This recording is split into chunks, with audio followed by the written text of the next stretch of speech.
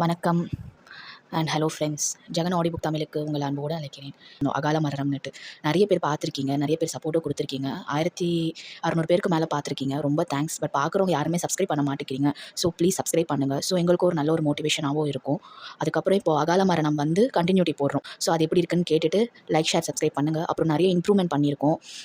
Editing வேலை நிறையா பண்ணியிருக்கோம். அப்புறம் ஒரு ஃபோட்டோஸ் நிறையா எஃபோர்ட் போட்டு எடுத்து அதை எடிட் பண்ணி ரொம்ப எஃபோர்ட் போட்டு நாங்கள் பண்ணியிருக்கோம். நீங்களே பார்த்தா தெரியும் நிறைய இம்ப்ரூவ்மெண்ட் இருக்கும் இந்த ஒரு வீடியோலேயே. அதனால தான் எங்களுக்கு நடுவில் டைம் எடுத்துக்கிச்சு வீடியோஸ் அப்லோட் பண்ண பழைய வீடியோவே போடுற மாதிரி ஆயிடுச்சு. ஸோ இதுக்கப்புறம் புது வீடியோ புது கதை வரும். ஸோ இப்போ அகால மரணம் வந்து பார்ட் 2. ஸோ கதை பிடிச்சிருந்துச்சுன்னா லைக் ஷேர் அண்ட் சப்ஸ்கிரைப் பண்ணுங்கள். சப்போர்ட் பண்ணிக்கிட்டே இருங்க. பார்க்குறீங்கன்னா சப்ஸ்கிரைப் பண்ணிட்டு பாருங்கள். ஸோ எங்களுக்கும் நல்ல ஒரு மோட்டிவேஷனாகவும் ஹெல்ப்ஃபுல்லாகவும் இருக்கும். Thank you friends. அத்தியாயம் 15. தன் அப்பாவை அந்த நேரத்தில் சற்றும் எதிர்பாராத கண்மணி அதிர்ச்சியுடன் பார்க்க பெருமாள் சாமி ஒன்றும் சொல்லாமல் கண்மணியை தீர்க்கமாய் பார்த்தார். எங்க போயிட்டு வர? அப்பா வந்து சொல்லு. அவர் குரலில் கோபம் கலந்திருந்தது. கோயிலுக்கு போயிருந்தேன்ப்பா. நீ மட்டுமா? ஆமாப்பா. எந்த கோயில்? சங்கமேஸ்வரர் கோயில்பா. கோடுதுறைக்கா? ஆமாப்பா. உனக்கு அறிவு இருக்கா? ஒரு வயசு பொண்ணு அவ்வளவு தூரம் தனியா போயிட்டு வரலாமா? உன் ஸ்நேகிங்க என்ன பண்றாங்க? யாரையாச்சும் கூட்டிட்டு போயிருக்கலாமே. மன்னிச்சுக்கோங்கப்பா. சரி விடு, போய் வேகமா தயாராயிட்டு வா. எங்கப்பா? அம்மாவுக்கு நேத்து ராத்திரி திடீர்னு நெஞ்சு வலி வந்துடுச்சு. அப்பா பதறாத, நல்லாதான் இருக்கா. ஆனா உன்னை பார்க்கணும் போல இருக்குன்னு சொன்னா, அதான் கூட்டிட்டு போகலாம்னு வந்தேன். அவர் சொல்ல தலையாட்டிய கண்மணி அறைக்குள் நுழைந்து தன் துணிகளை பேக்கில் எடுத்துக்கொண்டு வெளியே வந்தாள். போலாம்பா. கல்லூரி விடுதியை விட்டு கீழே இறங்கினார். சங்கரன் நின்றிருக்க கண்மணி ஒரு நிமிடம் திகைத்தாள். ஏறு கண்மணி என்று சங்கரன் சொல்ல ஒன்றும் பேசாமல் காரில் ஏறிக்கொண்டாள். கார் கிளம்பியது. பொன்னி மயானத்தை அடைந்திருந்தாள். சிதிலமான கல்லறைகளை தாண்டி நடந்தாள். இதுவரை அவள் கேட்டறியாத சத்தம் அவள் காதில் விழ அதை லட்சியம் செய்யாமல் நடந்தாள். காளி கோவிலை அடைந்தாள். சற்று நேரம் ஒன்றும் பேசாமல் காளியை பார்த்தாள். அம்மா, என் புருஷன் இப்ப என் கூட இல்ல, கொன்னுட்டாங்க. இதோ என் வயித்துல வளருதே என் புள்ள. இதோட முகத்தை பார்க்க ஆசையா காத்துட்டு இருந்த என் கள்ளனை புலி கொன்னுடுச்சு. எனக்காக தாமா கள்ளன் நெல்லு களவாட போனான். போயிட்டான். அவனுக்கு நான் என்ன கொடுக்க? என்கிட்ட என்ன இருக்கு? உயிர் மட்டும்தான் இருக்கு. நான் இந்த உலகத்துல இருந்தது போதும்மா. நீ பாத்துக்குவேன்னு நம்பின. ஆனா நீ தப்பு பண்ணிட்டியேமா. தப்பு பண்ணிட்ட. உனக்கு காபு வேணும்னா என்ன எடுத்திருக்கலாமே. பரவாயில்லம்மா, நான் தரேன். என்ன உனக்கு தரேன்? என் புள்ளைய கூட உனக்கு தரேன். எனக்கு ஒண்ணு மட்டும் பண்ணு. என் கள்ள சாவுக்கு யார் காரணமோ அவங்கள எனக்கு காட்டி கொடு. நீ பண்ண தப்ப நீதான் சரி பண்ணணும். என்ன சரியா? பொன்னி காளியை வெறித்தாள். தயாராய் கொண்டு வந்திருந்த கத்தியை வெளியில் எடுத்தாள். தன் வயிற்றில் பாய்ச்ச முடிவு செய்து ஓங்கும் போது உள்ளே அசைவை உணர்ந்தாள். தயங்கினாள். என்னடா பயமா இருக்கா? சாகறதுக்கு எப்பவும் பயப்படக்கூடாது கண்ணா. வாழறதுக்கு வழி இல்லாதப்ப சாவுதான் நமக்கு இருக்கிற ஒரே வழி. அப்பா உனக்காக ஆசையா காத்துட்டு இருந்தாரு. இப்ப நாம அப்பா கிட்ட போகலாமா என்று கேட்ட பொன்னி ஒரு நிமிடமும் தாமதிக்காது கத்தியால் வயிற்றில் குத்திக்கொள்ள ரத்தம் தெரித்தது. காளியம்மன் விழிகள் சிவந்திருப்பதாய் அவளுக்கு தோன்ற சிரமமாய் புன்னகைத்தாள். அம்மா, எங்களை ஏத்துக்க என்று சொன்னவள் தரையில் விழுந்து துடித்தாள். நிலைத்த விழிகளுடன் அடங்கினாள். சற்று நேரத்தில் அங்கே காற்று சுழன்றது. ஆக்ரோஷமாய் வீசியது. பொன்னி எழுந்தாள். தன் உடல் கீழே கிடப்பதை பார்த்தாள். நான் யார்? எதற்காக நான் தற்கொலை செய்து கொண்டேன்? எதற்காக இப்போது அலைகிறேன்? ஒன்றும் புரியாமல் தவித்தாள். சட்டென்று வேறு ஏதோ ஒன்று கடந்தது போலிருக்க கண்டவள் அதிர்ந்தாள். கள்ளன் நின்றிருந்தான். முகம் பாதி இல்லாமல் உடல் முழுவதும் ரத்தம் வழிய நின்றிருந்தான். பொன்னி அவனை நோக்கி போகும் முன் எங்கோ சென்று மறைந்தான். என் குழந்தைக்கு என்னாச்சு என்று பதறிய பொன்னி மீண்டும் தன் உடலை பார்க்க குழந்தை இறந்திருந்ததை பார்த்தாள். ஆவேசமானாள். யாரு இதுக்கு காரணம்? யாராவது சொல்லுங்களே. காற்று சுழன்றது. காளி கோயிலின் மணியடிக்க அலறியபடி தள்ளி நின்றாள். அப்போது அவள் காதில் குரல் கேட்டது.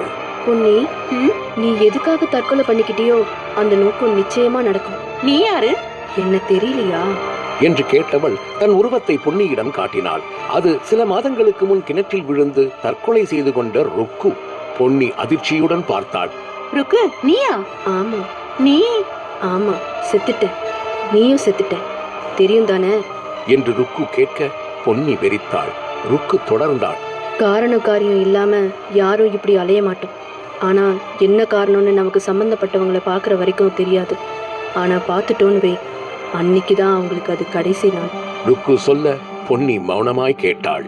என் கள்ளன் செத்துட்டான் ருக்கு. தெரியும், அதுக்கு பழி வாங்கத்தான் நீ உன் குழந்தைய கொன்னு நீயும் செத்துட்ட. அவங்க யாரு என்னன்னே தெரியலையே. பொறுமையா இரு பொன்னி, அவங்க உன் கண்ணில் தட்டுப்படுற வரைக்கும் நீ பொறுமையா தான் இருக்கணும், வேற வழி இல்ல என்று ருக்கு சொல்ல பொன்னி ஒன்றும் சொல்லாமல் நின்றாள். ஒடியன் வீடு. என்னங்க? மனைவி அழைக்க ஒடியன் அருகில் வந்தான். என்ன சொல்லு? நீங்க பிடிச்சு கொடுத்த கல்லனை புலிவனத்துல விட்டுட்டாங்களாம். அவள் சொல்ல ஒடியன் அதிர்ந்தான். அட பாவிங்களா, அப்படியா பண்ணாங்க? ஆமாங்க, கல்ல எலும்பு கூடுதான் கிடைச்சுதான். அது மட்டும் இல்லங்க என்று சொன்னவள் தயங்கினாள். சொல்லு, வேற என்ன? கல்லனோட புள்ளத்தாச்சி பொண்டாட்டி வயித்துல குத்திட்டு செத்து போயிட்டாலாம். ஒடியன் அதிர்ந்தான். என்ன புள்ள சொல்ற? நிஜம்தானுங்க. அவள் கவலையாய் சொல்ல ஒடியன் ஒரு நிமிடம் ஒன்றும் பேசாமல் மௌனம் காத்தான். ரொம்ப கவலையா இருக்கு புள்ள. ஆமாங்க, நம்ம வீட்டுக்கு வாரிசு வரப்போகுது. இந்த நேரத்துல இப்படி கேள்விப்படுறது மனசுக்கு ரொம்ப சங்கடமா இருக்குங்க. இப்படி ஆகும்னு தெரியாது புள்ள. நிலத்துக்காரங்க பண்ணது தப்புங்க. ஆமா, நெல்லு களவு போகாம தடுக்கத்தான் என்ன கூப்பிட்டாங்க. இப்படி பண்ணுவாங்கன்னு நினைச்சு பார்க்கல. என்னங்க? சொல்லு. அவங்க வயலுக்கு நீங்க இனிமே போகாதீங்க. சரிம்மா. அப்புறம் ஒரு விஷயம். என்னம்மா? வர பௌர்ணமிக்கு காளி கோயிலுக்கு கூட்டிட்டு போங்க. எதுவும்? ஆமாங்க, நான் உண்டாகணும்னு காளிக்கு வேண்டிக்கிட்டேன். சரிம்மா. கார் வீட்டை அடைந்ததும் கண்மணி அவசரமாக இறங்கினாள். அம்மா என்று கத்திக்கொண்டே உள்ளே நுழைந்தாள். எதிரில் வந்த அம்மா அவளை பார்த்து அதிசயித்தாள். நீ என்ன இப்பவே வந்துட்ட? லீவ் விட்டாச்சா? அம்மா மிகவும் சாதாரணமாக கேட்க கண்மணி அதிர்ந்தாள். பெருமாள் சாமியை பார்க்க அவர் கோணலாய் புன்னகைத்தார். கண்மணிக்குள் குளிரடித்தது. அத்தியாயம் 16. அப்பா. கண்மணி பெருமாள் சாமியை மிருச்சியுடன் பார்த்தாள். சொல்லுமா. அம்மாக்கு ஒண்ணும் இல்லம்மா, அம்மா நல்லாதான் இருக்கா என்று அவர் புன்னகையுடன் சொல்ல கண்மணி அவரையே பார்த்தாள். என்னம்மா அப்படி பாக்குற? அப்ப எதுக்காக பொய் சொல்லி வீட்டுக்கு கூட்டிட்டு வந்துட்டாருன்னு பாக்குறியா? காரணம் இருக்குமா? பெருமாள் சாமி சொல்ல கண்மணிக்கு உள்ளுக்குள் உதறல் எடுத்தது. அப்பாக்கு எதுவும் விஷயம் தெரிஞ்சிருக்குமோ? எப்படி? நான் ரொம்ப கவனமா தானே இருந்தேன். தனக்குள் குழம்பியவளின் அருகில் வந்த பெருமாள் சாமி கேட்டார். படிக்கிறதுக்கு காலேஜுக்கு போனா அங்க படிக்கிறதுல தானே உன் கவனம் இருக்கணும். கண்மணி உச்சமாய் அதிர்ந்தாள். அப்பா. என்னம்மா, அப்பாக்கு எப்படி தெரியும்னு பாக்குறியா என்று சொன்ன பெருமாள் சாமி பின்புறமாக திரும்பி சங்கரனை அழைத்தார். சங்கரா, மாமா நீயே சொல்லு. கண்மணி எப்ப ஹாஸ்டல்ல இருந்து வெளியே போனாலும் அவளுக்கே தெரியாம கண்காணிக்கிறதுக்கு மாணிக்கத்தை அனுப்பி வச்சேன். நீ கூடுதுற கோயிலுக்கு போனதும் அங்க வேலு வந்ததையும் பார்த்தவன் என்கிட்ட சொல்லிட்டான். நான் மாமா கிட்ட சொல்லிட்டேன். நாங்க 2 பேரும் கிளம்பி வந்துட்டோம். இதுதான் நடந்தது என்று சங்கரன் சொல்லி முடிக்க கண்மணி அதிர்ச்சியுடன் இருவரையும் பார்த்தாள். அப்பா. சொல்லுமா. தயவு செஞ்சு வேலுவை ஒண்ணும் பண்ணிடாதீங்கப்பா. அப்பாவை பத்தி நீ சரியா புரிஞ்சுக்கலாமா? அப்பா. அவன் விதி அவ்வளவுதான்மா. நாளைக்கு காலையில பொழுது விடியறத அவன் பார்க்க மாட்டான். பெருமாள் சாமி தீர்க்கமாய் சொல்ல கண்மணி நடுங்கினாள். பொழுது இன்னும் விடியாமல் இருந்தது. மாட்டு வண்டி தயாராக காத்திருக்க ஒடியன் மனைவி ஏறிக்கொண்டாள். அவளை கைப்பிடித்து பத்திரமாக ஏற்றிவிட்ட ஒடியன் வண்டியில் ஏறி அமர்ந்தான். மாமா. சொல்லு புள்ள. கோயிலுக்கு போக எவ்வளவு நேரம் ஆகும்? சீக்கிரம் போயிடலாம் புள்ள. எனக்கு தலை சுத்துது மாமா. வீட்டுக்கு திரும்ப போயிடலாமா? வேண்டாம் மாமா, நீங்க போங்க. மாட்டு வண்டி கிளம்பியது. ஒடியன் மனம் முழுவதும் தான் பிடித்து கொடுத்த கல்லனை புலிவனத்தில் விட்டு கொன்றதை பற்றியே யோசித்துக் கொண்டிருந்தது. நிலத்துக்காரங்க இப்படி ஈவிரக்கம் இல்லாம நடப்பாங்கன்னு தெரியாம போயிடுச்சேன். பாவம் கள்ளன். அரை மணி நேர பயணத்திற்கு பின் மாட்டு வண்டி குலுங்கியது. என்னவென்று பார்த்தவன் மாட்டின் முதுகை தடவி கொடுத்தான். மாடு மிரண்டிருந்தது. அதன் கண்கள் இலக்கின்றி எங்கோ பார்த்தன. முன்னேறி செல்ல மறுத்த மாடு தீனமாய் கதறல் ஒலி எழுப்பியது. ஒடியனுக்கு ஒன்றும் புரியவில்லை. என்னங்க ஆச்சு என்று அவன் மனைவி கேட்டாள். அவளால் அதிகமாக பேச முடியவில்லை. மூச்சு வாங்கியது. நிறை மாதம் என்பதால் எளிதில் களைப்படைந்திருந்தாள். ஒண்ணு இல்ல, இப்ப பாக்குறேன் என்று சொல்லிவிட்டு இறங்கியவன் சுற்றுமுற்றும் பார்த்தான். யாராவது இருக்கிறார்களா என்று உன்னிப்பாக கவனித்தான். யாரும் இல்லை. பிறகு ஏன் மாடு மிரண்டிருக்கிறது என்று யோசித்தவன் தரையில் ஏதாவது தட்டுப்படுகிறதா என்று பார்த்தான். எதுவும் இல்லை. குனிந்து நன்றாக தேடி பார்த்தான். சந்தேகப்படும்படி எதுவும் கிடைக்கவில்லை. நிமிர்ந்த ஒடியன் முன் அது நின்றிருந்தது. பொன்னிக்கு அவனை பார்த்ததும் தீப்பற்றிக் கொண்டது போல் இருந்தது. இவன் தான் என் கல்லனை பிடிச்சு கொடுத்தது.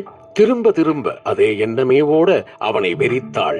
ஆங்காரம் தாங்காத பொன்னி சட்டென்று ஓங்கி அவனை அறைந்தாள். காற்று முழு வேகத்தில் அறைய ஒடியன் எகிரி போய் விழுந்தான். சுதாரிக்க முயன்றவன் முன் மீண்டும் பொன்னி நின்றாள். வேண்டாம் வேண்டாம் வேண்டாம்!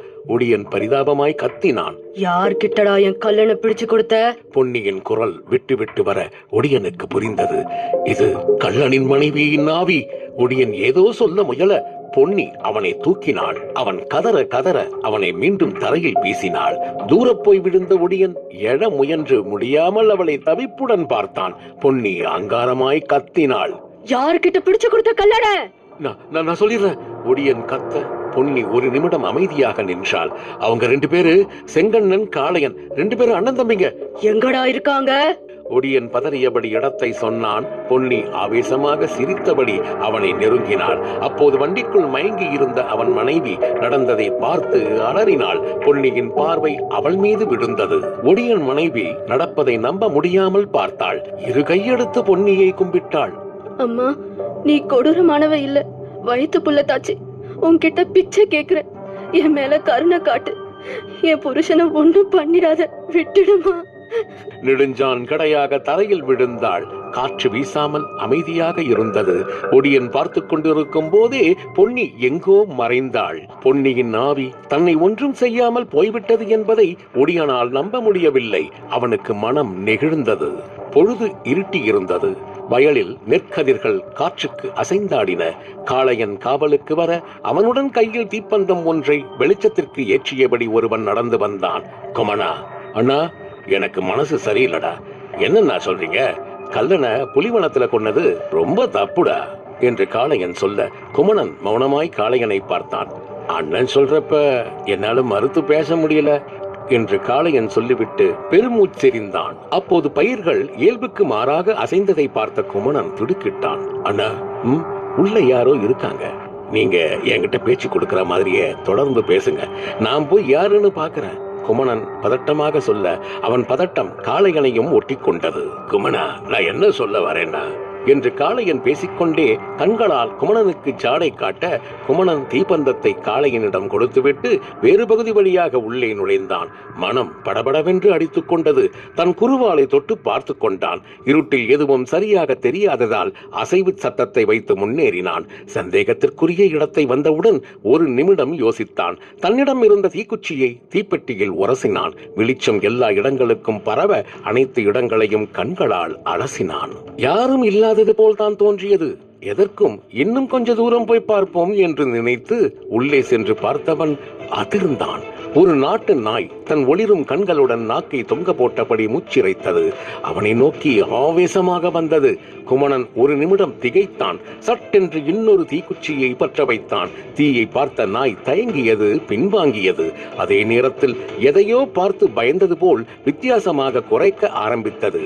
குமணன் ஒன்றும் புரியாமல் நாயை பார்க்க அது எவரிடமும் பேசுவது போல் குமணனுக்கு தோன்றியது. அவன் பார்த்து கொண்டிருக்கும் போதே நாய் சட்டென்று வேறு திசையில் ஓட ஆரம்பித்தது. குமணனுக்கு ஒன்றும் புரியவில்லை என்றாலும் நாய் ஓடிவிட்டது. அவனுக்கு நிம்மதியை தந்தது. குமணா, என்னாச்சு? இது காளையன் குரல். ஒண்ணும் இல்லைண்ணா, ஒரு நாய். நாயா? ஆமா, அது ஓடிடுச்சு. சரி, வெளியில வா. சரிங்கண்ணா. குமணன் இருட்டில் நடந்து வெளியில் வந்தான். அண்ணா என்று காளையனை அழைத்தான். பதில் இல்லை. திகைத்த குமணன் மீண்டும் அழைத்தான். பதில் இல்லை. அவன் ஆழ் மனதிற்குள் ஏதோ ஒரு சிக்கல் என்ற பயம் ஓடியது. தீக்குச்சியை உரசி சுற்றுமுற்றும் பார்த்தான். தீப்பந்தம் அணைந்து கிடந்தது தெரிந்தது. திடுக்கிட்டான். ஏதோ நடந்திருக்கிறது. அண்ணா, அண்ணா, அண்ணா, எங்க இருக்கீங்க என்று முடிந்தவரை பலமாக கத்தினான். எங்கும் நிசப்தம். சுவர்கோழிகள் தூரமாக கத்துவது காதில் கேட்டது. ஐயோ, இப்பொழுது என்ன செய்வது? சின்னவரை காணுமே. பெரியவருக்கு தெரிந்தா என்னை உயிருடன் நிற்க வைத்து சமாதி கட்டி விடுவார். எப்படியாவது சின்னவரை தேடி கண்டுபிடிக்க வேண்டும். இலக்கின்றி அங்கும் எங்கும் வயலுக்குள் ஓடினான். அப்பொழுது புதிதாக ஒரு மனத்தை அவன் நாசி சுவாசிக்க, என்ன இது என்று திகைத்தான். யாரோ அருகில் இருக்கிறார்கள் என்று உள்ளுணர்வு சொல்ல, முடிந்தவரை இருட்டை வெற்றி கொள்ள பார்த்தும் முடியாமல் மீண்டும் தீக்குச்சியை உரசியவன் பார்வைக்கு பொன்னி கிடைத்தாள். அத்தியாயம் 17. தனக்கு நேர் எதிரே நின்று தன்னையே முறைத்த பொன்னியை பார்த்த குமணன் திடுக்கிட்டு பின்னால் நகர்ந்தான். இது பொண்ணுனா இல்ல வேற ஏதோ ஒண்ணு. திரும்பி பார்க்காமல் ஓடிவிடுவது உத்தமம். சின்னவரை விட்டுவிட்டு நான் மட்டும் எப்படி ஓட? பெரியவரிடம் நான் என்ன சொல்ல முடியும்? அண்ணா என்று வார்த்தைகள் நடுக்கமாய் வெளிவந்தன. பார்வை மட்டும் பொன்னியின் மீதே நிலைத்திருந்தது. பொன்னி அவனை வெறித்தாள். அசையாமல் அதே இடத்தில் இருந்தாள். திடீரென்று காளையன் முனகும் சத்தம் கேட்க குமணன் சத்தம் வந்த இடத்தை பார்த்து அதிர்ந்தான். காளையன் அரைமயக்கமாய் கிடந்தான். அண்ணா என்று வேகமாய் அங்கே செல்ல முயன்றவனை சட்டென்று வீசிய காற்று தடுத்தது. காற்று பலமாய் வீச கண்களை மூடிக்கொண்டான். விழுந்து விடாமல் இருக்க அருகில் இருந்த மரக்கிளையை பற்றியவன் அதிர்ந்தான். அது கிளை அல்ல, பாம்பு. அது அவனை வெறித்தது. தூக்கி போட முயன்றான். அதற்குள்ளது அவனை கடித்திருக்க விஷம் உடலில் ஏறியது. இனி அவ்வளவுதான், என் கதை முடிய போகிறது. பெரியவரிடம் எப்படியாவது தகவல் சொல்ல வேண்டும். மயக்கம் வருவது போலிருக்க பொருட்படுத்தாமல் ஓடினான். ஓடும் குமணனையே பார்த்த பொன்னி பாம்பை பார்த்தாள். அது அவள் சம்மதத்திற்கு காத்திருந்தார் போல் அவளை பார்க்க வேண்டாம் என்றாள். பாம்பு தலையாட்டியது. இவன் என் கையால சாக வேண்டியவன், என் கல்ல. மேற்கொண்டு பேசாமல் அமைதியானாள். அழுகை சத்தம் மட்டும் கேட்டது. என் கல்லனை கொன்னுட்டாங்க, நீ சொல்லு. அப்போ இவங்க சாக வேண்டியவங்க தானே என்று பொன்னி கேட்க நாகம் தரையை கொத்தியபடி தலையை ஆட்டியது. காளையன் எழ முயன்றான். என்ன நடந்தது? யார் அவள்? திடீரென்று முன்னால் வந்து அரைந்து விட்டாள். தட்டு தடுமாறி எழுந்தான். அதிர்ந்தான். பொன்னி அவனை நேர் பார்வை பார்த்தபடி அமர்ந்திருந்தாள். காளையன் பயமாய் பார்த்தான். யார் நீ என்று கேட்க நினைத்தான். வார்த்தைகள் வரவில்லை. நாக்கு மேலெண்ணத்தில் ஒட்டிக்கொண்டது. சமாளித்தபடி மீண்டும் கேட்டான். யார் நீ? பொன்னி அவனையே பார்த்தாள். என் பேரு பொன்னி, கல்லனோட பொண்டாட்டி. பொன்னி சொல்ல காளையன் அதிர்ந்தான். நீ நீ நீ நீ செத்துட்டேன். வயித்துல பிள்ளையோட செத்து போயிட்டேன்.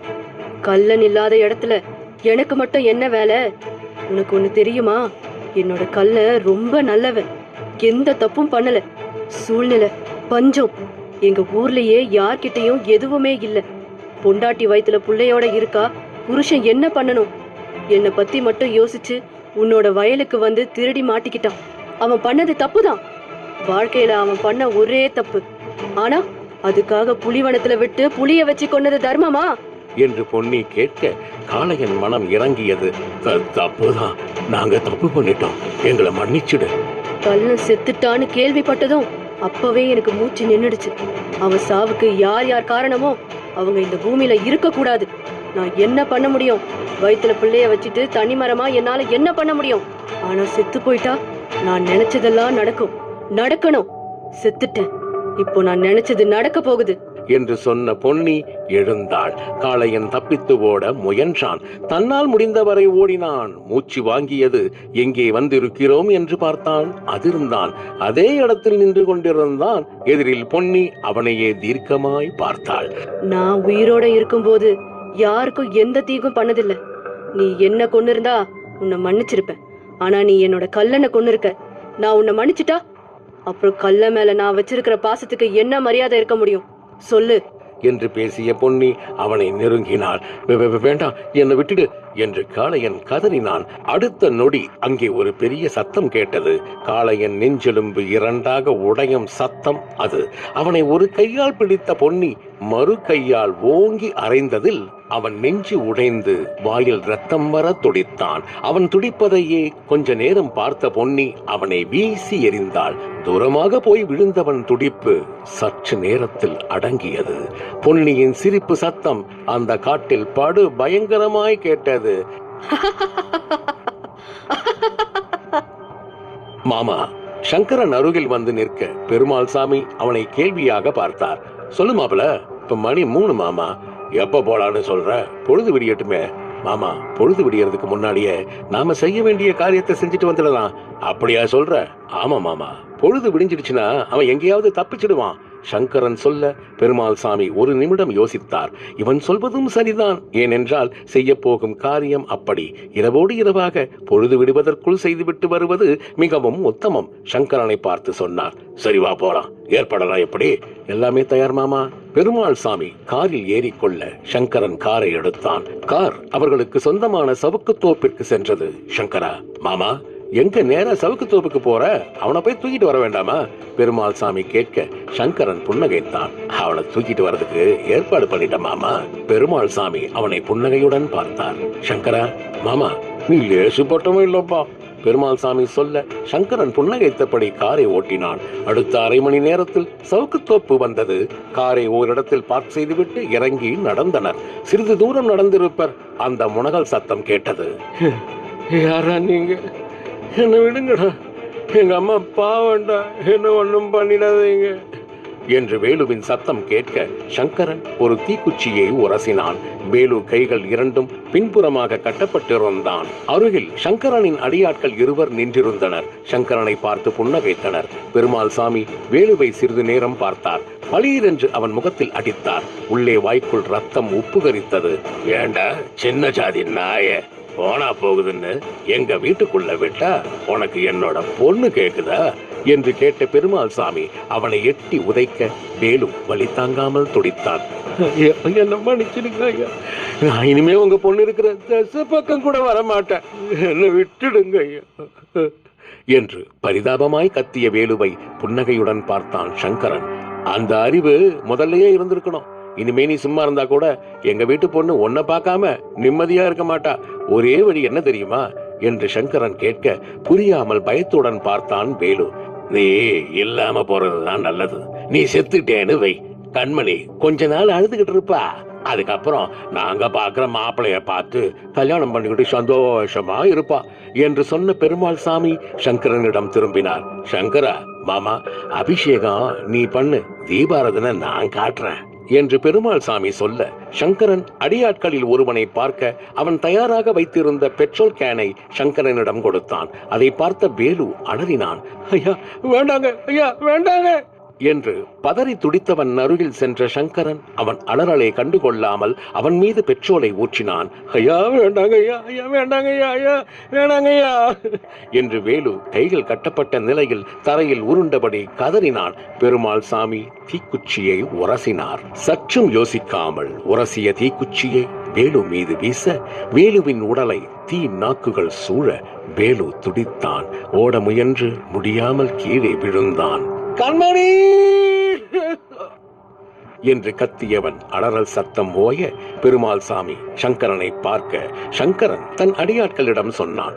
இன்னும் கொஞ்ச நேரத்துல சாம்பல் ஆயிடுவான், விடியறதுக்கு முன்னாடி சாம்பல் எடுத்துக்கிட்டு போய் எங்கேயாவது கொட்டிடுங்க என்று சங்கரன் சொல்ல அவர்கள் தலையாட்டினர்.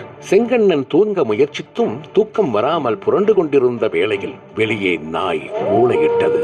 எதற்கு இந்த நாய் இப்போது ஊளையிடுகிறது என்று யோசித்த செங்கண்ணன் நாய் மீண்டும் ஊளையிட துணுக்குற்றார். நாய் ஊளையிட்டால் ஏதோ ஒரு கெட்டது நிச்சயம் நடக்கும். கெட்டது என்றால் மரணம். செங்கண்ணன் வியர்த்தார். நாய் மீண்டும் ஊளையிட வெளியே ஏதோ சத்தம் கேட்டது. அத்தியாயம் 18. அது என்ன சத்தம்? செங்கண்ணன் காதை தீட்டிக்கொண்டு உன்னிப்பாக கவனிக்க அந்த சத்தம் இதுவரை கேட்காத மாதிரி புதுவிதமாக இருந்தது. செங்கண்ணன் திகைத்தார். ஆரம்பத்தில் மெதுவாக கேட்ட சத்தம் மிகப்பெரியதாக கேட்க வீட்டுக்கு வெளியே யாரோ நடந்து வருகிறார்கள், அந்த சத்தம் தான் இது என்று தனக்குள் நினைத்த செங்கண்ணன் மெல்ல எழுந்தார். வாசல் கதவை திறக்க நினைத்த நேரத்தில் கதவு உடைக்கப்பட்டு கீழே விழுந்தது. செங்கண்ணன் அதிர்ச்சியுடன் நம்ப முடியாமல் பார்த்தார். கோபமானார். யாராவது என்கிட்ட விளையாடுறீங்களா? என்ன பண்ற பாருங்கடா உறக்க கத்தியவர் முற்றத்தில் சொருகி இருந்த அரிவாளை கையில் எடுத்தார். வெளியே வந்தார். நாய் மீண்டும் ஊளையிட கோபமானார். அவர் சொல்ல நாய் தன் பழுப்பு நிற கண்களால் எங்கோ பார்த்தபடி நடுங்கிக் கொண்டிருந்தது. அவரை சட்டை செய்யாமல் இருந்த நாயை பார்த்து திகைத்த செங்கண்ணன் நாயின் பார்வை போன திசையில் பார்த்தார். பளீரென்று ஒரு வெளிச்சம் கண்ணுக்கு தெரிந்து மறைந்தது. செங்கண்ணன் ஒன்றும் புரியாமல் சுற்றுமுற்றும் பார்க்க அவர் நாசியை நிரடியது அந்த மனம். எங்கிருந்து வருகிறது இந்த மனம்? சுற்றுமுற்றும் பார்த்தார். லைட்டை போட சுவிட்ச் மீது கை வைக்க மின்சாரம் தடைப்பட்டு அந்த பகுதி முழுவதும் இருளில் மூழ்கியது. செங்கண்ணன் விபரீதமாக உணர்ந்தார். பேசாமல் வீட்டுக்குள் போய் கதவை சாத்திக் கொள்வது உத்தமம். மனம் உணர்த்த மீண்டும் வீட்டுக்குள் செல்ல திரும்பினார். நாய் மீண்டும் ஊளையிட்டது.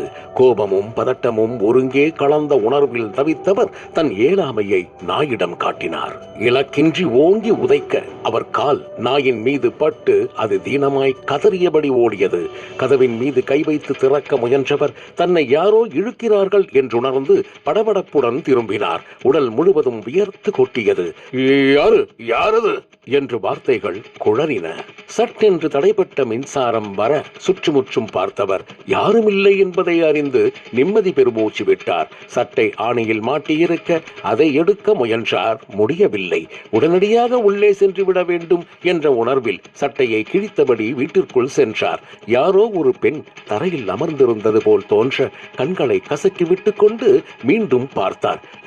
யார் நீ என்று பதட்டமாய் கேட்டவரை பார்த்து பொன்னி புன்னகைத்தாள். சண்முகம் ஆத்திரமானான். என்னடா சொல்ற? ஆமாண்ணா, நைட் பாய் கடையில புரோட்டா சாப்பிட்டது ஒத்துக்கலன்னு வெளியே போனேன். அப்பதான் நம்ம வேலுவை 2 பேர் தூக்கிட்டு போனதை என் கண்ணால பார்த்தேன். டீ கடையில் வேலை செய்யும் பீட்டர் பதட்டமாய் சொன்னான். எங்கடா தூக்கிட்டு போனாங்க? சங்கரனோட சவுக்கு தோப்புக்கு. என்னடா சொல்ற? அங்க இன்னும் நிறைய பேர் இருந்தாங்க. எனக்கு பயமா இருந்துச்சு, அதனால நான் வந்துட்டேன். வேலு எங்கடா இப்போ? தெரியலண்ணா. வீட்டுல பாத்தியா? இல்லண்ணா, பாக்கல. பீட்டர் சொல்லுங்கண்ணா, நான் வேலு வீட்டுக்கு போறேன். நீ கருப்பன், வரதன், பாண்டி 3 பேர்கிட்டையும் விஷயத்த சொல்லி அங்க கூட்டிட்டு வா.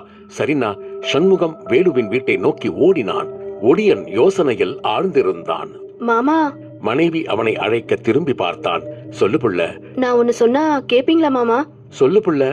இனிமே நீங்க காட்டுக்கு காவலுக்கு போக வேணாம். ஏன் புள்ள?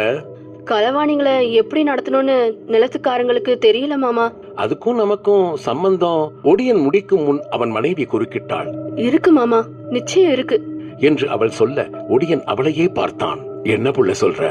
கள்ள சாவல நமக்கு பங்கு இருக்கு. நீங்க தான் பிடிச்சு கொடுத்தீங்க. அதை கேட்ட ஒடியன் பெருமூச்சு விட்டான். என்ன மாமா ஒன்னும் சொல்லாம பாக்குறீங்க? நீ சொல்றது சரிதான் புள்ள, ஆனா பொழப்புக்கு என்ன பண்றது? எத்தனையோ வேலை இருக்கு மாமா. இனிமே நீங்க எப்பவும் காவலுக்கு போகாதீங்க. சரி புள்ள. சத்தியமா? சத்தியமா.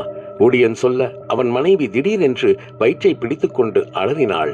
அவனுக்கு புரிந்துவிட்டது, இது பிரசவ வலி. பொன்னியை பார்த்த செங்கண்ணன் திடுக்கிட்டார். மனதில் பயம் எக்கச்சக்கமாயிருந்தாலும் வெளியே காட்டிக்கொள்ளாமல் இருக்க முயற்சி செய்தார். யார் நீ? பொன்னி ஒன்றும் சொல்லாமல் அவரையே பார்த்தாள். எழுந்தாள். என்னோட பேரை சொன்னா உனக்கு தெரியாது. பொன்னி சொல்ல செங்கண்ணன் குழம்பினார். என்ன சொல்ற? உண்மையதான் சொல்றேன். என்னோட பேரை சொன்னா உனக்கு தெரியாது, ஆனா என்னோட புருஷன் பேரை சொன்னா உனக்கு தெரியும் என்று சொன்ன பொன்னியை குழப்பமாய் பார்த்தபடி கேட்டார் செங்கண்ணன். யார் உன் புருஷன்? கள்ளன். கள்ளன் என்று கேட்ட செங்கண்ணன் அதிர்ச்சியானார். பொன்னியை பயமாய் பார்க்க அவள் அவரையே தீர்க்கமாய் பார்த்தாள். நீ? ஆமா, உனக்காக தான் வந்திருக்கேன். போலாமா என்று பொன்னி கேட்க முடியாது என்று தலையசைத்தார் செங்கண்ணன். பொன்னி அவரை நெருங்க செங்கண்ணன் தவித்தார். பின்வாசல் வழியாக ஓடிவிடலாமா என்ற யோசனை வர சற்றும் தாமதிக்காமல் பின்வாசலை நோக்கி ஓடினார். ஏதோ ஒன்று அவரை ஓடவிடாமல் தடுத்தது. தன்னை சுற்றிலும் ஏதோ ஒரு மாய வலை இருப்பதை போல் உணர்ந்தார். அதிலிருந்து விடுபட கைகளை உதறினார். அந்த மாய வலை அவரை கொண்டு வந்து பொன்னியின் காலடியில் சேர்க்க செங்கண்ணன் பதறி போய் பார்த்தார். என்ன புரியலையா? இந்த உலகத்துல எங்களுக்கு கிடைச்சிருக்க சக்திகள்ல இதுவும் ஒண்ணு. நல்லா இருக்கா என்று பொன்னி கேட்க பதில் ஒன்றும் சொல்லாமல் அவளையே பார்த்தார். உன்னதாண்டா கேக்குற, பதில் சொல்லு என்று பொன்னியின் குரலில் ஆவேசத்தை உணர்ந்த செங்கண்ணனுக்கு பதில் சொல்லாமல் இருந்தால் ஆபத்து என்று தோன்ற மெதுவாய் தலையசைத்தார். உனக்கோ இந்த சக்தி வேணுமா என்று பொன்னி புன்னகைக்க திடுக்கிட்டார். உனக்கோ இது வேணும், அப்போ நீ என்ன பண்ணணும் என்று பொன்னி கேட்க வருவதன் பொருள் அவருக்கு புரிந்தது. உடல் முழுவதும் வியர்த்து கொட்டியது. சட்டென்று அவள் முன் மண்டியிட்டார். என்ன மன்னிச்சிடு, நான் தப்பு பண்ணிட்டேன், என்ன மன்னிச்சிடு என்று சொன்ன செங்கண்ணனை ஒன்றும் சொல்லாமல் பார்த்தாள் பொன்னி. ஒரு பாவமும் அறியாதவ என்னோட புருஷன். எனக்காக தான் உன்னோட வயல்ல நெல்லு திருட வந்து மாட்டிக்கிட்டான். நான் ஒண்ணு கேட்கவா? உன்ன என்ன? எங்களை மாதிரி பாவப்பட்டவங்க இந்த பூமியில வாழக்கூடாதா என்று கேட்ட பொன்னி தரையில் அமர்ந்தாள். கூடாது என்று செங்கண்ணன் உரக்க சிரித்தபடி சொல்ல பொன்னி ஒன்றும் புரியாமல் அவரை பார்த்தாள். இது என்ன தெரியுமா என்று கேட்ட செங்கண்ணன் தன் கையில் இருந்த சிறிய பொருளை அவளிடம் காண்பித்தார். அதை பார்த்த பொன்னிக்கு கண்கள் கூசின. சிரித்த செங்கண்ணன் தொடர்ந்தார். காளியம்மன் கோயில் சூலாயுதம் இது என்னோட கையில இருக்கிற வரைக்கும் நீ என்ன ஒண்ணுமே செய்ய முடியாது என்றபடி கையில் அடங்கிவிடக்கூடிய ஒரு சிறிய சூலாயுதத்தை காட்டினார். பொன்னி ஒன்றும் சொல்லாமல் அவரையே பார்த்தாள். அவளுக்குள் அவரை ஒன்றும் செய்ய முடியாமல் போய்விட்டதே என்ற ஆவேசம் வெளியே காற்றை சுழல விட்டது. எங்கோ யாரோ பரிதாபமாய் கத்தும் சத்தம் கேட்க செங்கண்ணன் இருமாப்பாய் பொன்னியை பார்த்த அதே வேளையில் அவர் கையில் இருந்த சூலாயுதம் நழுவே கீழே விழுந்தது. அதை தரையை தொடுவதற்கு முன் அதை பிடித்து விட வேண்டும் என்று குனிந்தவர் நிலை தடுமாறி விழுந்தார். மீண்டும் சூலாயுதத்தை எடுக்க முயற்சித்தவர் அதிர்ந்தார். கள்ளன் நின்றிருந்தான். உடம்பெல்லாம் இரத்த களரியாய் ஆங்காங்கே புலிகடித்த தடங்களுடன். ஐயா, இப்படி பண்ணிட்டீங்களே, இது நியாயமா என்று கள்ளன் கேட்க செங்கண்ணன் ஏதோ சொல்ல முயற்சிக்க கள்ளன் அதற்கு வாய்ப்பு கொடுக்கவில்லை. கள்ளனின் விரல் நகங்கள் செங்கண்ணன் கழுத்தை இறுக்கின.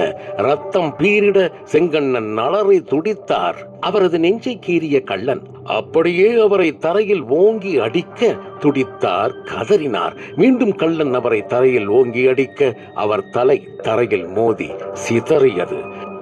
சண்முகம் வேலுவின் வீட்டை அடையும் பொழுது பீட்டர் மற்ற மூவரையும் அங்கு அழைத்து வந்திருந்தான். நால்வரும் பதட்டமாக தங்களை ஒருவருக்கொருவர் பார்த்து கொண்டனர். பாண்டி, சொல்லு வரதா, கவனமா இரு, வீட்டுல வேலுவோட அம்மா இருப்பாங்க, அவங்களுக்கு எந்த காரணத்தை கொண்டும் சந்தேகம் வரக்கூடாது என்று வரதன் சொல்ல மற்றவர்கள் தலையாட்டினர். சண்முகம் கதவை தட்டினார். கதவு திறக்கப்படவில்லை. மீண்டும் தட்டியும் எந்தவித பலனும் இல்லை. சண்முகம் குழப்பமாய் மற்றவர்களை பார்க்க கருப்பன் சொன்னான், கதவை உடைத்து விட வேண்டியதுதான். அடுத்த சில நிமிடங்களில் கதவு உடைக்கப்பட்டு நால்வரும் உள்ளே நுழைந்தனர். வரதா, ஏதோ விபரீதமா தோணுது எனக்கும். நிறுத்துங்க என்று சாமியார் சொல்ல நடந்ததையெல்லாம் சொல்லிக் கொண்டிருந்த சண்முகமும் வரதனும் அவரை அதிர்ச்சியாய் பார்த்தனர். சாமி, கொஞ்ச நேரத்துக்கு நாம அமைதியா இருக்கணும். புரியல சாமி. என்னதான் இந்த பிரேத குடில்ல பிரேத பூஜை பண்ணி பிரேதங்களை என்னோட கட்டுப்பாட்டுல வச்சுக்கிட்டாலோ பிரேதங்களை கட்டுப்படுத்த முடியாத நேரமும் இருக்கத்தான் செய்யுது சாமி. இப்போ அந்த நேரம்தான். சாமியார் சொல்ல இருவரும் அதிர்ந்தனர். நீங்க இங்கேயே தங்கிக்கலாம். எந்த சத்தம் கேட்டாலும் வெளியே வரக்கூடாது. அது உங்களை வெளியில வர வைக்கிறதுக்கு எல்லாமே பண்ணும். அது எப்படி முயற்சி பண்ணாலும் நீங்க வெளியே வரவே கூடாது, ஜாக்கிரதை. அப்படி ஒரு வேளை வெளியில நீங்க வந்தீங்கன்னா என்று சொன்ன சாமியார் தன் தாடியை நீவி விட்டபடி தொடர்ந்தார். உங்க உயிருக்கு நான் உத்தரவாதம் இல்ல. சாமியார் நின்று கொண்டிருந்த ஒரு இளைஞனிடம் கண்களை காட்ட அவன் சண்முகம் வரதன் இருவரின் அருகில் வந்தான். வாங்க, நீங்க தங்கறதுக்கு இடம் காட்டுறேன் என்று சொன்னவனை ஒன்றும் பேசாமல் பின் தொடர்ந்தனர் சண்முகமும் வரதனும். பிரேத குடிலின் உள்ளேயே ஒரு சிறிய குடிலை அவர்களுக்கு காண்பித்தான். அவர்கள் எதுவும் கேட்பதற்கு முன் சட்டென்று மறைந்து போனான். சண்முகம் வரதன் இருவரும் ஒருவரை ஒருவர் பயமாய் பார்த்து கொண்டனர். வரதா, நாம இங்கு வந்திருக்க கூடாதோ? சண்முகம் தயக்கமாய் கேட்க வரதன் ஒன்றும் சொல்லாமல் தலையாட்டினான். நமக்கு வேற வழி இல்லை சண்முகம். அவர்கள் இருவரும் பேசிக் கொண்டிருக்க பேச்சுக்குரல் கேட்ட அது அவர்கள் இருவரும் தங்கியிருந்த குடிலை நெருங்கியது. அத்தியாயம் 19. அது பார்ப்பதற்கு சாம்பல் நிறத்து புகை போல் தோற்றமளித்தது. முடியும் உடலும் பிரித்துணர முடியாதபடி ஒரே போல் இருந்தது. மிதந்து வருவது போல் வரதனும் சண்முகமும் தங்கியிருந்த குடிலை அடைந்தது. உள்ளே 2 மனிதர்கள் இருக்கிறார்கள் என்பதை உணர்ந்த அதன் முகம் கோரமானது. தன் நீண்ட விரல் நகங்களால் தரையில் பள்ளம் பறித்தது. குடிலை அடைந்த அது ஒரு கட்டத்திற்கு மேல் செல்ல முடியாமல் ஏதோ ஒன்று தடுப்பது போல் உணர்ந்து ஆங்காரமானது. உள்ளே இருக்கும் இருவரையும் வெளிக்கொணர வேண்டும். குடிலின் வாயிலை பார்த்தது. தன் சக்தி அனைத்தையும் திரட்டி போய் குடிலின் கதவின் மீது மோதியது. கதவில் ஏதோ சத்தம் கேட்ட வரதனும் சண்முகமும் அதிர்ந்தனர். சண்முகம் வரதனின் கையை பிடித்துக் கொண்டார். வரதா, என்ன அது? தெரியல. வரதா, நாமளும் செத்துடுவோமோ? ஆமா. என்ன வரதா சொல்ற? நாம பண்ண தப்புக்கு நிச்சயம் நாம சாக வேண்டியவங்க தான் என்று வரதன் எங்கோ பார்த்தபடி மௌனமாய் சொல்ல சண்முகம் பெருமூச்சு விட்டார். கரெக்ட் தான். சண்முகா, என்ன நான் இங்க வந்தது நமக்கு ஒண்ணும் ஆகக்கூடாதுங்கிறதுக்கு இல்ல, என்னோட பேரனை எப்படியாவது காப்பாத்தணும்னு தான் இங்க வந்திருக்கேன் என்று சொன்ன வரதனின் கையை பிடித்துக் கொண்டார் சண்முகம். வெளியே குடிலின் கதவை உடைக்க முயன்ற அது தன் எண்ணம் நிறைவேறாமல் போனதை எண்ணி கோபமானது, அலறியது. அதன் சத்தம் இதுவரை எங்கும் கேட்காத ஒரு வினோதமான மிருகத்தின் சத்தத்தை போல் இருக்க பறவைகள் சிறகுகளை அடித்தபடி பறந்தன. சிறிய மிருகங்கள் பயத்தில் நடுங்கி காது மடல்களை உயர்த்தியபடி எட்டி பார்த்தன. அது எதையும் கண்டுகொள்ளாமல் குடிலின் வாயிலை பார்த்தது.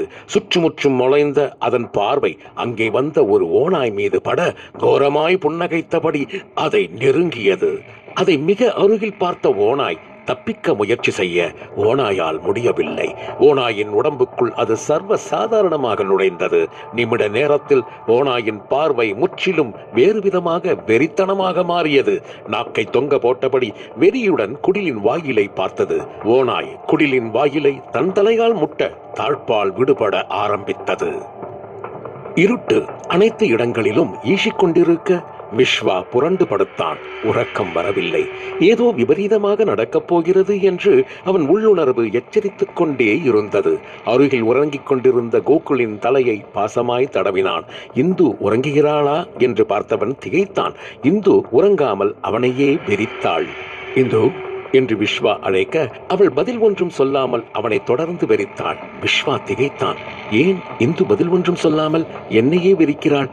மீண்டும் இந்துவின் முகத்தை பார்த்த விஸ்வா மனதில் குளிரடித்தது. இது இந்துதானா என்று பயமாய் பார்த்தவனின் கைகளை பிடித்தாள் இந்து.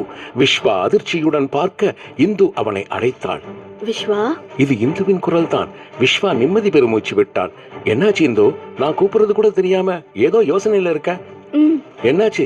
பயமா இருக்கு என்று இந்து அவனை பார்த்து பரிதாபமாக சொல்ல அவன் நெஞ்சம் கலங்கியது. அவளை அணைத்து கொண்டான். நான் இருக்க விஸ்வா, நம்ம கோகுலுக்கு எதுவும் ஆயிடக்கூடாது என்று இந்து சொல்ல விஸ்வா தலையாட்டிய அதே வேளையில் சலீர் என்று கண்ணாடி ஒன்று விழுந்து நொறுங்கியது.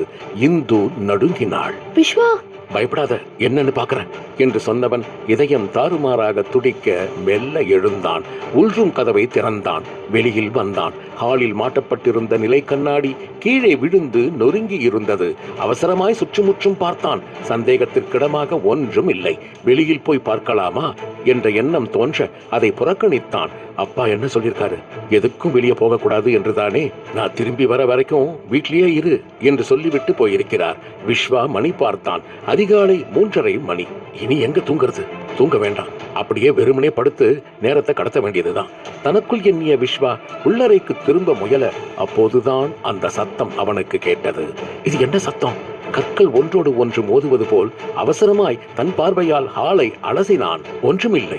சத்தம் எங்கிருந்து வருகிறது என்று காதுகளை உன்னிப்பாய் தீட்ட அது ஸ்டோர் ரூமில் இருந்து வருகிறது என்பது புரிந்தது. இப்போது என்ன செய்யலாம்? பேசாமல் உள்ளே சென்று படுத்து விடலாமா, அல்லது அது என்ன சத்தம் என்று தெரிந்து கொள்ள வேண்டுமா என்ற மனசாட்சி அது என்ன சத்தம் என்பதை தெரிந்து கொள்ள அறிவுறுத்தியது. ஸ்டோர் ரூமை நோக்கி நடந்தான். வியர்த்தது. கையால் முகத்தில் வழிந்த வியர்வையை துடைத்துக் கொண்டு நடுங்கும் இதயத்துடன் மெல்ல ஸ்டோர் ரூமை அடைந்தான். சத்தம் இப்போது அதிகமாக கேட்டது. உள்ளே யாரோ இருக்கிறார்கள். நெஞ்சில் துணிவை வரவழைத்துக் கொண்டு கதவை தட்டினான். உள்ளே சத்தம் மட்டும் தொடர்ந்து கேட்டது. சாவியை எடுத்து ஸ்டோர் ரூம் கதவை திறந்தான். உள்ளே இருட்டாக இருக்க ஒன்றும் தெரியவில்லை. தன் மொபைலில் இருந்த டார்ச்சில் உள்ளே வெளிச்சம் பாய்ச்சினான். கற்கள் மேல் நோக்கி வீசப்படுவதை பார்த்தவன், யார் அப்படி செய்கிறார்கள் என்பதை பார்த்தவன் உச்சமாய் அதிர்ந்தான். அவனுக்கு தூக்கி வாரி போட்டது. அங்கே ஒரு குழந்தை தலையில்லாமல் அச்சாங்கல் விளையாடிக் கொண்டிருந்தது. விஸ்வாவின் உடல் நடுங்கியது. இது நிச்சயம் வேறு ஏதோ ஒன்று என்னை தாக்குமோ? விஸ்வா தவிப்பாய் பார்த்து கொண்டிருக்க அங்கே ஒரு குரல் கேட்டது. கண்ணா. குரல் எங்கிருந்து வருகிறது என்று விஸ்வா சுற்றுமுற்றும் பார்த்தான். அவனுக்கு ஒன்றும் தெரியவில்லை. ஆனால் அந்த குரலை கேட்டு விளையாடிக் கொண்டிருந்த தலையில்லாத குழந்தை விளையாட்டை நிறுத்தியது. அம்மா, விளையாடினது போதும், வந்து ரெஸ்ட் எடு. சரிம்மா. விஸ்வா எங்கே கீழே விழுந்து விடுவோமோ என்று அருகில் இருந்த சுவரை பிடித்துக் கொண்டான். அம்மா, சொல்லு கண்ணா. நம்ம இடத்துக்கு எப்போ போவோம்மா? ஏன் கண்ணா? இங்க வேணாம்மா. சீக்கிரமா போலாம், சரியா? சரிம்மா. கண்ணா. அம்மா. இந்த வீட்ல ஒரு பையன் இருக்கானே. ஆமாம்மா. பிடிச்சிருக்கா அவனை? பிடிச்சிருக்குமா. ஆனா என்ன கண்ணா? அவன்தான் வெளியில வர மாட்டேங்கிறானே. ஏன் கண்ணா? அவன் அப்பா அவனை வெளியில விட மாட்டேங்கிறாரு. இவரா? ஆமாமா, இவர்தான். தன்னை குறித்து பேசுகிறார்கள் என்பதை உணர்ந்த விஸ்வாவிற்கு மயக்கம் வருவது போல் தோன்ற சமாளித்து தொடர்ந்து அவர்கள் பேசுவதை கேட்டாள். நீ கவலைப்படாத கண்ணா, அம்மா உனக்காக ஒன்னு செய்ய போறேன். என்னம்மா? இந்த வீட்டு பையன் இருக்கானே. ஆமாமா. அவனை நாம போகும்போது நம்ம இடத்துக்கு கூட்டிட்டு போயிடலாம். சரிம்மா. அதை கேட்ட விஸ்வா ஆத்திரமானான். பயத்தையும் மீறிய ஆத்திரத்தில் தன்னையும் மறந்து கத்திவிட்டான். யார் நீ? வெளியே வா! ஓநாய் தன் தலையால் முட்டியதில் தாழ்பால் விலகியது. ஓநாய் வெறித்தனமாக உள்ளே நுழைந்தது. அதை பார்த்த வரதனும் சண்முகமும் நடுங்கினார்கள். யாராவது வந்து காப்பாத்துங்க, யாராவது காப்பாத்துங்க என்று வரதன் உச்சஸ்தாயிடில் கத்த எவருக்கும் அந்த சத்தம் கேட்காமல் எல்லோரும் நல்ல உறக்கத்தில் இருந்தனர். ஓநாய் சண்முகத்தின் மீது பாய்ந்தது. தன் மீது பாய முற்படும் ஓநாயிடம் இருந்து தப்பிக்க சண்முகம் குடிலை விட்டு வெளியே வந்தார். ஓநாய் துரத்தியது. சண்முகம் காட்டில் இலக்கில்லாமல் மூச்சு வாங்க ஓடினார். இருட்டு அவருக்கு ஒத்துழைக்க மறுக்க பலவித மரத்தில் மோதி தடுமாறி கீழே விழுந்தார். இதயம் அதிகமாய் துடித்து வியர்வை பொங்கியது. எங்கே காணும் அந்த ஓநாயை? தப்பித்து விட்டோம் போலிருக்கிறது. கொஞ்சம் நிம்மதியாக உணர்ந்தவர் திடுக்கிட்டார். இருளில் ஓநாயின் கண்கள் இரண்டும் மின்னின. சண்முகம் தவித்தபடி எழ முற்பட ஓநாய் வாய்ப்பு கொடுக்கவில்லை. அவர் கழுத்தை கவ்வியது. சண்முகம் துடித்தார், தவித்தார், விடுபட போராடினார், முடியாமல் திணறினார். ஓநாய் தன் கோரப்பல்லை அவர் கழுத்தில் அழுத்தமாய் பதித்தது. ரத்தம் பீரிட்டு வந்தது. ரத்தம் வழியும் கழுத்துடன் தன் மீது இருந்த ஓநாயை தன்னிடம் இருந்து விலக்க சண்முகம் கடும் முயற்சி செய்தார். முடியவில்லை. ஓநாய் அவர் சூடான ரத்தத்தை குடித்தது. தன்னால் முடிந்தவரை ரத்தம் குடித்த ஓநாய் அவரை விட்டது. சண்முகத்தின் உயிரற்ற உடல் தொப்பென்று கீழே விழுந்தது. அவர் முகத்தில் பயம் உறைந்திருக்க விழிகள் எங்கோ நிலைத்திருந்தன. சற்று நேரத்தில் அங்கே வரதனும் பிரேதக்குடிலில் இருந்த இன்னும் சில இளைஞர்களும் ஓடி வந்தனர். சண்முகத்தின் உடலை பார்த்த வரதன் உறைந்து போய் பார்த்தார். பாவம் சண்முகம் என்று விழிகளில் கண்ணீர் துளிர்க்க அதை துடைத்துக் கொண்டார். சண்முகத்தின் உடல் இளைஞர்களால் குடிலுக்கு கொண்டு செல்லப்பட்டது. வரதன் ஒன்றும் பேசாமல் செலுத்தப்பட்டவர் போல் நடந்தார். சாமியார் கண்கள் மூடி யோசித்தார். இது விதிக்கப்பட்டத இந்த ஜென்மத்துல நாம அனுபவிச்சுத்தான் ஆகணும். இதுக்காக வருத்தப்பட்டோ கவலைப்பட்டோ கண்ணீர் விட்டோ ஆக போறது எதுவுமே இல்லை என்று சாமியார் வரதனை பார்த்து மெல்ல சொல்ல வரதன் ஒன்றும் பேசாமல் பெருமூச்சு விட்டபடி அவரை பார்த்தார். பொதுவா பிரேதங்கள் என்னோட கட்டுப்பாட்டுல இல்லாத நேரம் எனக்கு தெரியும். அதனால தான் நேத்து நைட்டு உங்களை குடில்ல தங்க சொல்லி இருந்தேன். நாங்க குடில்ல தான் தங்கி இருந்தோம், வெளியில எங்கேயும் போகல. அதுதான் எனக்கும் ஆச்சரியமா இருக்கு. நீங்க வெளியில வராமலேயே அதுவா உள்ள வந்து இழுத்து ஒருத்தரை கொன்னுட்டு போயிருக்குன்னா இதுல ஏதோ ஒரு விஷயம் இருக்கு. இத சாதாரணமா எடுத்துக்க முடியாது என்று சொன்ன சாமியார் நெற்றி சுருக்கங்கள் தெரிய தனக்குள் யோசித்தார். மெல்ல கண் திறந்தவர் வரதனிடம் கேட்டார். உங்களோட நண்பன் வேலு வீட்டுக்கு நீங்க 4 பேரும் போனீங்க, அப்புறம் என்னாச்சு? வரதன் சொல்லத் தொடங்கினார். யார் நீ? வெளியே வா என்று விஸ்வா கத்த அங்கே ஒரு நிமிடம் மௌனம். அவன் பார்த்து கொண்டிருக்கும் போதே இருட்டில் ஒரு புகை உருவானது. மொபைல் டார்ச் வெளிச்சத்தை அங்கே அடித்தான் விஸ்வா. ஒரு பெண் அங்கே அமர்ந்திருந்தாள். முகம் முழுவதையும் தலைமுடி மறைத்திருந்தது. தன் குச்சி போன்ற எலும்பான விரல்களால் தலைமுடியை பாதி ஒதுக்கினாள். கொஞ்சமாக தெரிந்த முகத்தில் இரத்தக்கரையும் மண்ணுமாய் தீச்சல்கள் இருக்க அவள் விஸ்வாவை பார்த்து சொன்னாள். நான் அன்பு வந்திருக்கேன்டா. அத்தியாயம் 20. ஏதோ விபரீதம் என்று சண்முகம் பதட்டமாக சொன்னபடி உள்ளே நுழைந்தான். நுழையும் போதே அந்த காட்சி அவன் கண்களில் பட்டது. வேலுவின் அம்மா கீழே சரிந்து விழுந்திருந்தார். வரதன், சண்முகம் இருவரும் பதட்டமாய் அருகில் சென்று பார்க்க அவர் நிலைத்த விழிகள் அவர் இந்த உலகில் இல்லை என்பதை அவர்களுக்கு புலப்படுத்தியது. சண்முகத்தின் விழிகள் சிவந்தன. பாண்டி, கருப்பன் இருவரும் வேலுவின் அம்மாவை தூக்கி கட்டிலில் கிடத்தினர். வரதா, என்ன நடந்திருக்கும்னு தெரியுதா? வேலுவ சங்கரனோட ஆட்கள் தூக்கிக்கிட்டு போனத அவங்க அம்மா தடுத்திருப்பாங்க. அவங்களால முடியாம போயிருக்கும். அந்த அதிர்ச்சியில கீழே விழுந்து செத்துட்டாங்க. பாண்டி அருகில் வந்தான். எனக்கு அப்படி தோணல வரதா என்று சொன்ன பாண்டியை அனைவரும் பார்க்க பாண்டி தொடர்ந்தான். நாம வரும்போது கதவை உடைச்சுக்கிட்டு வந்தோம். ஆமா, வேலுவோட அம்மா உள்ள பூட்டியிருப்பாங்க. சண்முகம், பையனை தூக்கிட்டு போயிட்டாங்க. எந்த அம்மாவாவது கதவை தாழ்பால் போட்டுட்டு உள்ள இருக்க முடியுமா என்று பாண்டி கேட்க மற்றவர்களுக்கு உரைத்தது. பாண்டி, அப்படின்னா நீ சொல்றது கொலை என்ன சொல்ற? குடிசையோட மேல பாருங்க, கொஞ்சம் தட்டி மட்டும் விலகி இருக்கா? பாண்டி சொல்ல மற்ற மூவரும் மேலே பார்த்தனர். வேயப்பட்டு இருந்த ஓலையில் இடைவெளி இருந்தது தெரிந்தது. கருப்பன் ஆவேசமானான். நாம் அவங்களை சும்மா விடக்கூடாது. கருப்பன் சொல்ல மற்றவர்கள் ஒருவரை ஒருவர் பார்த்து கொண்டனர். ஆமாம் கருப்பா, வேலுவோட அம்மாவை கொண்டு இருக்காங்க. நம்ம வேலுவுக்கு என்ன ஆச்சுன்னே தெரியலையே. பாண்டி சொல்லு சண்முகா, நீயும் கருப்பனும் இங்கிருந்து ஆக வேண்டிய வேலையை பாருங்க. நானும் வரதனும் பெருமாள் சாமி வீட்டுக்கு போயிட்டு வந்துடுறோம். சண்முகம் சொல்ல அனைவரும் திடுக்கிட்டு போய் பார்த்தனர். என்ன சொல்ற சண்முகம்? அது ரொம்ப ஆபத்தானது. நம்ம வேலுவுக்கு என்ன ஆச்சுன்னு தெரியணும் என்று சொன்ன சண்முகம் மற்றவர்களின் பதிலை எதிர்பாராமல் விறுவிறுவென்று நடக்க வரதன் அவனை பின்தொடர்ந்தான். அடுத்த அரை மணி நேரத்தில் அவர்கள் இருவரும் பெருமாள் சாமி வீட்டை அடைந்தனர். சண்முகம் எதை பற்றியும் யோசிக்காமல் முன்னே செல்ல வரதன் மெலிதான தயக்கத்துடன் சுற்றுமுற்றும் பார்த்தான். யார் வேணும் என்ற குரல் கேட்ட சண்முகத்தின் பார்வையில் வீட்டு வேலைக்காரி தென்பட்டாள். ஐயாவை பார்க்கணும். என்ன விஷயம்? அத அவர்கிட்ட தான் சொல்ல முடியும். வெயிட் பண்ணுங்க, கூப்பிடுறேன். வேலைக்காரி படியேறி மாடிக்கு போக சண்முகம் காத்திருந்தான். நிமிடங்கள் கரைய அவன் காதில் கண்மணியின் அலறல் சத்தம் கேட்டது. நான் அன்பு வந்திருக்கேன்டா என்று சொன்னவளை பார்த்த விஸ்வாவிற்கு ஒன்றும் புரியவில்லை. யார் அன்பு? அது எதற்காக என்னை துரத்த வேண்டும்? கேள்விகள் தோன்றிய அதே வினாடி மூளை அவனை எச்சரித்தது. காரணத்தை அலசும் நேரமல்ல இது.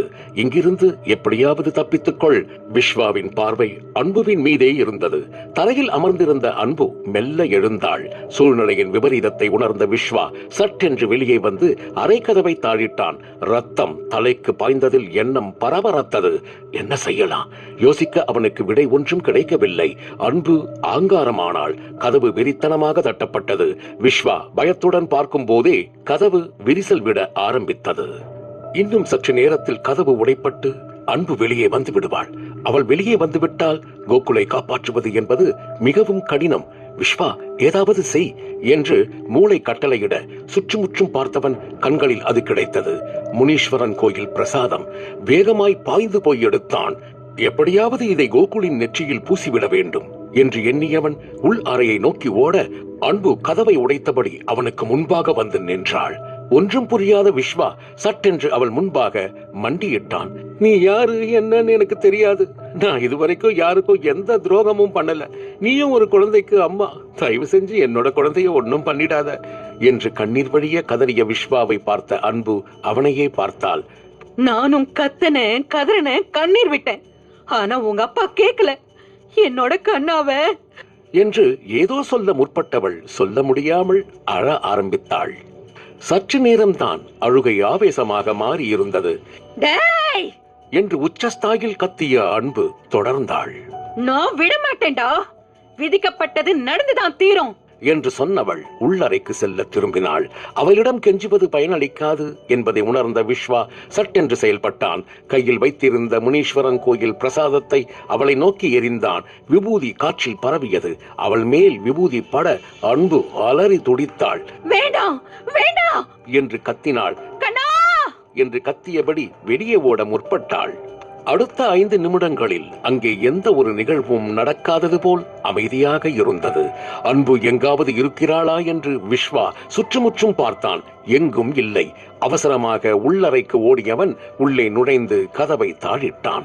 கையில் இருந்த முனீஸ்வரன் கோயில் விபூதியை கோகுலின் நெற்றியில் வைத்து விட்டான். தன்னையும் மீறி தூங்கிப் போயிருந்த இந்துவிடம் விஷயத்தை சொல்லலாமா என்று ஒரு நிமிடம் யோசித்தான். வேண்டாம், பாவம், அவள் நிம்மதியாக இருக்கட்டும். உறங்கி அவளின் முகத்தை பார்த்து பெருமூச்சு விட்டான். கோகுல் முகத்தை பார்க்கையில் அவனுக்குள் கலக்கம் வந்தது. அப்பா எப்படியாவது உன்னை காப்பாத்துவம்பா என்று கோகுலின் கையை பிடித்தபடி மனதில் சொல்லிக் கொண்டான். விடிந்ததும் முதல் வேளையாக முனீஸ்வரர் கோயிலுக்கு சென்று பரிகாரம் ஏதாவது இருந்தால் உடனடியாக செய்ய வேண்டும் என்று நினைத்தவன் மணி பார்த்தான். இன்னும் சற்று நேரத்தில் விடிந்துவிடும். விஸ்வா தூங்காமல் விடிவதற்கு காத்திருந்தான். வேலுவை சாம்பலாக்கிய திருப்தியில் பெருமாள் சாமி காரில் ஏற சங்கரன் ஸ்டார்ட் செய்தான். சங்கரா, மாமா, எதுவும் பிரச்சனை ஆகுமா? அதெல்லாம் ஒன்னும் ஆகாது மாமா. சங்கரன் சொன்னாலும் பெருமாள் சாமி 4 விதத்திலும் யோசித்தார். சங்கரா, மாமா, எதுக்கும் அந்த பையனோட அம்மா கிட்ட கொஞ்சம் ஜாக்கிரதையா இருக்கணும். அவ வந்து பிரச்சனை பண்ணாலும் பண்ணுவா. பெருமாள் சாமி சொல்ல சங்கரன் சிரித்தான். என்ன சங்கரா சிரிக்கிற? அவ பிரச்சனை பண்ண மாட்டா மாமா. புரியலையே. உலகத்திலேயே பெரிய பாவம் பிள்ளைங்களை பறி கொடுத்துட்டு வாழறது. அதுக்கு அந்த கஷ்டத்தை எதுக்கு அவளுக்கு கொடுக்கணும்னு அவளையும் கொன்னுட்டோம். என்று சங்கரன் சொல்ல பெருமாள் சாமி அதிர்ந்தார். என்ன சங்கரா சொல்ற? ஆமா மாமா, அவ உயிரோட இல்ல. பிரச்சனை ஒண்ணும் ஆயிடாது தானே? என்ன பிரச்சனை? என்ன பிரச்சனை? அவளை கொன்னுட்டு உள்ள தாழ்பா போட்டுட்டு மேல் கூரையை பிரிச்சு வெளியே வந்தாச்சு. யாருக்குமே சந்தேகம் வராது. அது சரி என்று பெருமாள் சாமி சிரிக்க சங்கரன் அதில் இணைந்து கொண்டான். கார் வீட்டை அடைந்தது. இருவரும் இறங்கி உள்ளே நுழைய கண்மணி கண்ணீருடன் அவர்களை வழிமறித்தாள். அப்பா, என்னம்மா? என் வேலுவை ஒன்னும் பண்ணிடாதீங்கப்பா. ப்ளீஸ்ப்பா, தயவு செஞ்சு விட்டுருங்கப்பா. உங்களை கெஞ்சி கேக்குறேன்ப்பா. கண்மணி மன்றாடி கேட்டுக்கொள்ள பெருமாள் சாமி புன்னகைத்தபடி பார்த்தார். சங்கரனை பார்த்து அர்த்தமாக சிரித்தார். அவர் அப்படி சிரித்தது கண்மணியை இன்னும் கலவரப்படுத்தியது.